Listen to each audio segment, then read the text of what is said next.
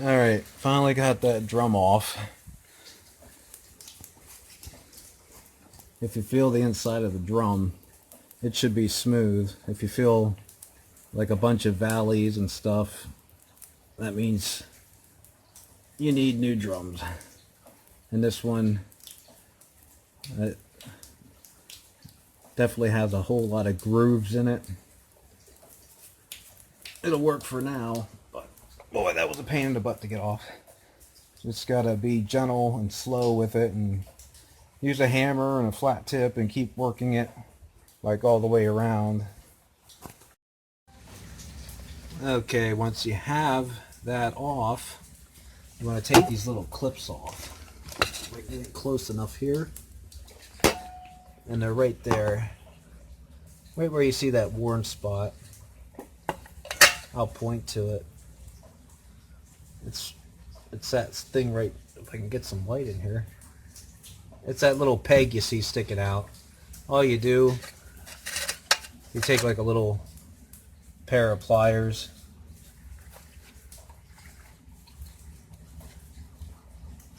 and then you grab it and you twist it, and then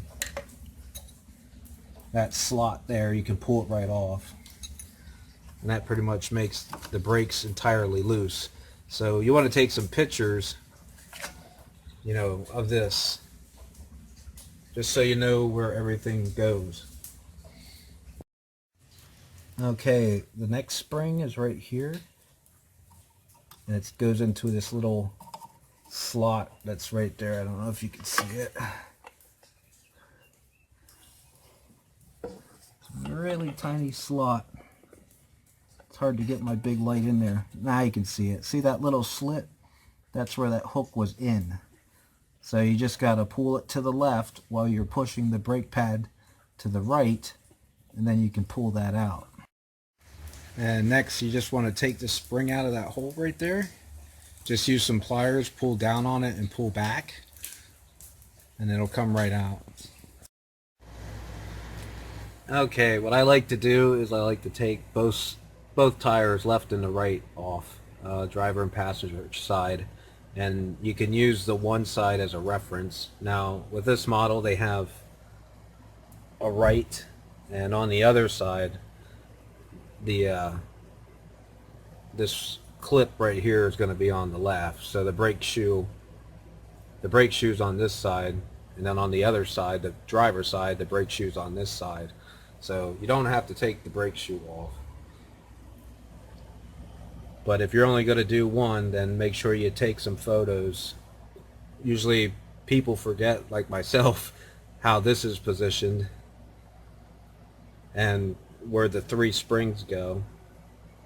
So we get in there, we look. You can see where that one's at. Let me get down here.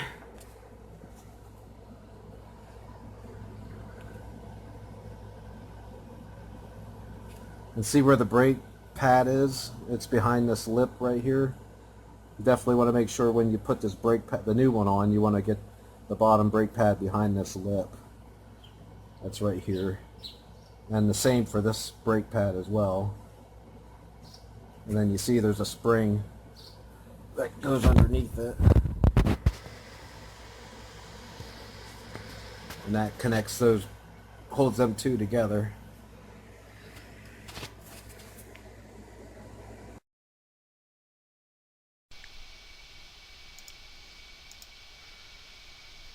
Okay, I thought I would throw this in here. When it comes to the star bit adjuster, that top spring, some people will like to just take that off and then they can take their brake pads off. I could not get that spring off for the life of me, and I was getting frustrated with it. So all I did was took a flat tip screwdriver and I took that center star bit that I have highlighted in yellow, and I loosened the tension by using a flat tip screwdriver, and I just pushed down on it. So every time you push down on it, you're going to hear a click, and with every click that you push down on it, it's going to release tension on it. So I had to do it I think 85 times until it became loose, enough that I could actually take both brake pads off at the same time with the top spring, and it don't take long either. I mean, it took like less than a minute to do it. But then once you get those two brake pads off, there's no tension on that top spring. Then you can take that top spring off and put your new spring on. And you'll see that, like, after you take those two brake pads off, where that star bit meets, it's like two cylinders that slide over each other. So it'll all you got to do is when you put it back on is make sure they go back into each other, and then you can tighten it back up by clicking it upward. So all I do is click it upward the 85 times, and then I subtract 7, or you can do the math beforehand and just click it up the 78 times or whatever. Yeah, so I just wanted to make that clear, because some people like to take that spring off, and then the adjuster is tight when you go to put the two brakes back on, and then it becomes an uphill battle trying to get it back on. It's just easier in my mind to loosen that adjuster and then tighten it back up once you have the brakes on. So hopefully that clears up any confusion when it comes to that adjuster there, especially if it's your first time doing it. You'll it can be really confusing, so I hope that helps. Okay, what I like to do is I just kind of like to hit it with the wire brushes, pretty much every nook and cranny and piece, and then I just hit it with some brake cleaner.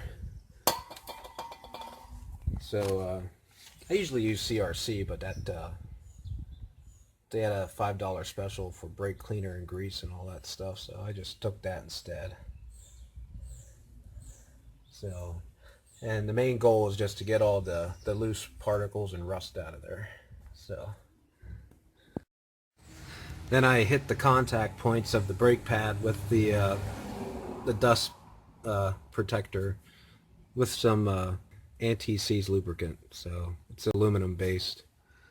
This is good stuff, and it lasts forever. And once I go to put the rotor or the drum on, I'll put some around this as well. And that's to help prevent it from seizing next time, if we even have this car. The next time we got to change brakes. Okay, next you want to reattach your brake shoe. Make sure you have the right side, the correct brake pad, and it just has a little clip that holds it in place there. It has a groove around that pin, and this slides into it. And then I just add a little bit of grease for friction, to help reduce friction. Okay, I wanted to show you this quick. You want to make sure when you're putting this brake pad on that it's not sitting on this lip right here.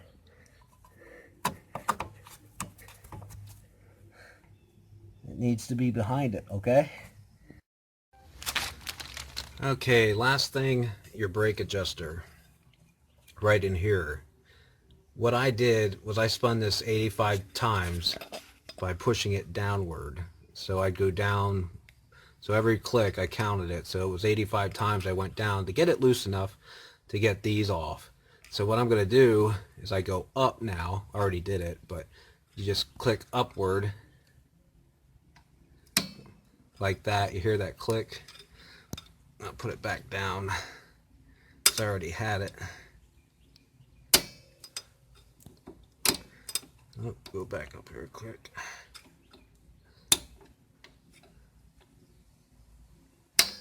There we go. So you're supposed to put your drums back on, then you tighten it so it won't go no more, and then you subtract 8 from it. You just loosen it by 8. So all I did, since I counted it was 85, I just subtracted 8 from it and did it 77 times to tighten it back up where there's enough space so the brake pads aren't rubbing on the interior of the drums when I put it on. Next, take some brake cleaner and just spray the inside of your drums out to get the oil residue off of it from the manufacturer. It's there to help prevent rust and that. So spray it off, let it dry, or wipe it down dry. This stuff dries pretty quick anyway. And then you can put them back on. And don't forget to add some anti-seize around there. That'll just make it easier to take off next time. And make sure to have some brake and caliper grease. This stuff's pretty good. It'll last forever. And you want to get the star bit in there. Get that lubricated a little bit. You don't need a lot. And now we can put the rotors back on after they, not the rotors, but we can put the drums back on after they dry. They should be dry right about now. Okay, when you go to put your drums back on, you have to realize that your brake pads are thicker now, and that especially if you're putting new drums on, they're going to be a little thicker as well. So that's why it's important with the adjuster that when you use my method to take those brake pads off, that you count how many clicks it took to get them off. So when you put it back on, you tighten it up that amount of clicks, and then you subtract 7, because when you subtract 7 while pushing downward on the adjuster, you're actually contracting those brake pads inward, and that takes them away from the wall of the drum. So the key is not to have the drum walls actually touching the brake pads. There has to be a little space in between them, so for when those brake pads expand, they'll stop your car, they'll break your car. So a little thing I've learned through experience, when you go to put your drum back on, make sure both sides of your brake pads are symmetrical. If they're not, you might have a lot of difficulty getting your drum back on. If one's higher than the other or one's lower than the other, you're probably not going to be able to get your drums back on, and that's through experience. I've learned this. So even though those brake pads have those springs and those clips on them, there's actually still play in them, and you can move them up and down a little bit. So just make sure they're symmetrical when you go to put your drum back on, and once they're symmetrical and you have them set up right, that drum should slide right on, and the walls should not be touching your brake pads. If the walls of your drum are still touching your brake pad, and you can tell when you're sliding it on if it is or not, you just have to look to the side a little bit and you can see if it's touching or not. All you got to do is go to that adjuster and click down, click down on it to loosen it up a little bit, just so you have some space and a gap between the drum wall and the brake pads. Alright guys, thanks for watching. I hope you learned a little bit. I hope this helps new guys trying to do drum brakes for the first time. If you liked it, please subscribe to my channel and hit like and that notification bar, and thanks for watching.